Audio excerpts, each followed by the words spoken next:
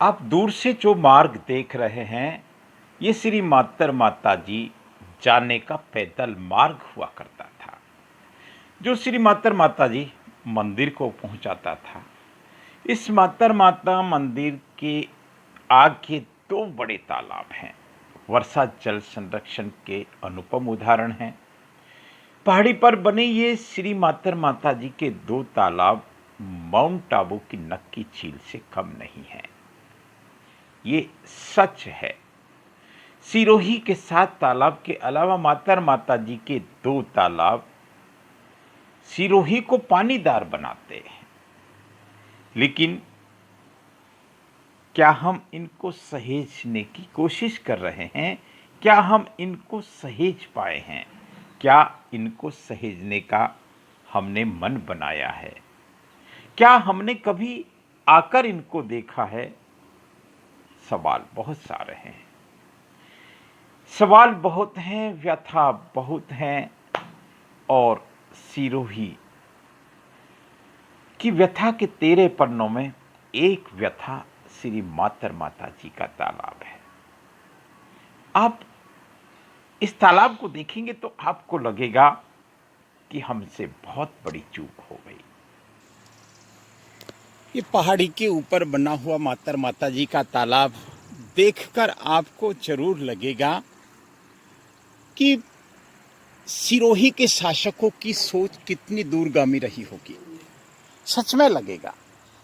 और ये भी आप इस बात का आश्चर्य जरूर करेंगे कि कितना मुश्किल कार्य उन्होंने किया होगा। ये मातर माता जी का तालाब है। आप इसकी दीवार देख सकते हैं, बहुत चौड़ी दीवार है, मजबूत दीवार है।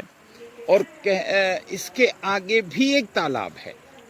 इसके 2-3 बातें हैं जिनको हम जल संरक्षण का सिद्धांत की बात करते हैं कि पानी रुकता रुकता जाना चाहिए ताकि पानी अंदर उतरता जाए। और हम अभी मातर माता जी की मंदिर से ऊपर यहाँ खड़े हैं, और यहाँ इसलिए खड़े हैं कि हम बताना चाह रहे हैं। हालांकि देवनगरी के देव दर्शन सिरोही टेम्पल्स में हमने इस कहानी को बताया था, एक व्यथा के रूप में बताया था।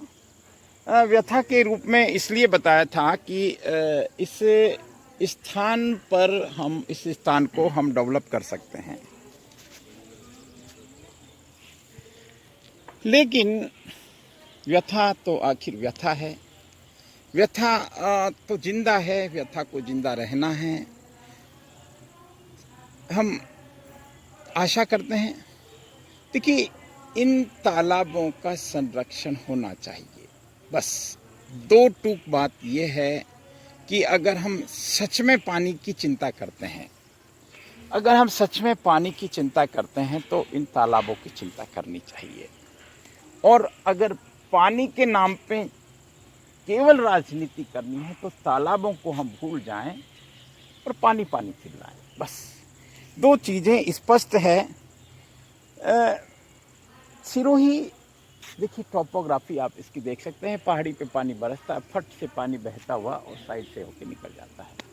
अब ये एक बहुत ज़बरदस्त तालाब है। इसमें हर साल ये चर्चा होती है, लेकिन अंग्रेजी बबूल का ये जंगल रह गया है।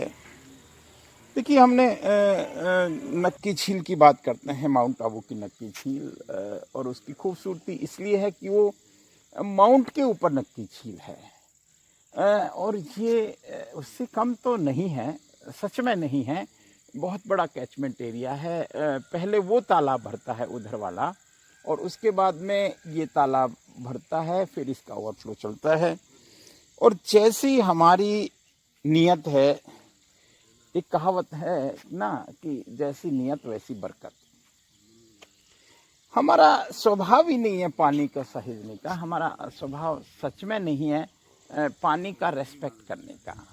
ये तालाब तो एक हमारे जल देवता के स्थान है।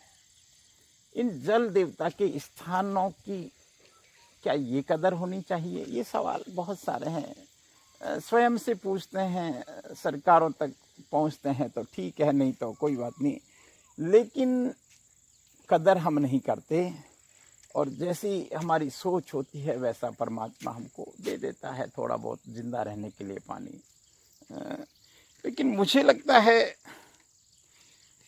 लेकिन बात वहीं आके अटक जाती है कि हमारे 7 तालाबों में कई तालाब तो लुप्त हो गए, कुछ ये बचे हैं, ये बस बचे हैं, इसलिए बचे हैं कि यहाँ कोई स्कीम नहीं बन सकती। जिस दिन यहाँ कोई स्कीम बन गई तो इसको भी अलॉटमेंट हो जाएगा। हमको चाहिए कि हम इन जो हमारी विरासतें हैं ना, इनको सहेजें। बस एक छोटी सी अपील, और भावी पीढ़ी के लिए सहेजें। हमने उम्र कोई ठीक है, लेकिन जो बच्चे हैं अभी वो कल जवान होंगे, फिर उनके बच्चे होंगे, वो कम से कम पानी के कारण पलायन नहीं करें सिरोही से, या इस तरह की जो हमारी विरासतें हैं। मैं इस पूरी अगर खूबसूरती को दिखाऊं तो आप हर्षित हो जाएंगे। मैं विराम देता हूं बात को, लेकिन एक सवाल के साथ, क्या हम कभी जाग पाएंगे? क्या कभी हम इन सिरोही की व्यथा के 13 पन्ने, उनमें एक पन्ना ये मातर माता जी का तालाब भी है, क्या इस व्यथा पर कुछ हो पाएगा? मैं राजेंद्र नरूका सामान्य कर्मचारी हूँ। चर्चा करना मेरा हक है, चर्चा करना मेरा धर्म है, चर्चा करना मेरी जिम्मेदारी है, और वो चर्चा मैं सिरोही टेम्पल्स के माध्यम से करता हूँ। नमस्कार।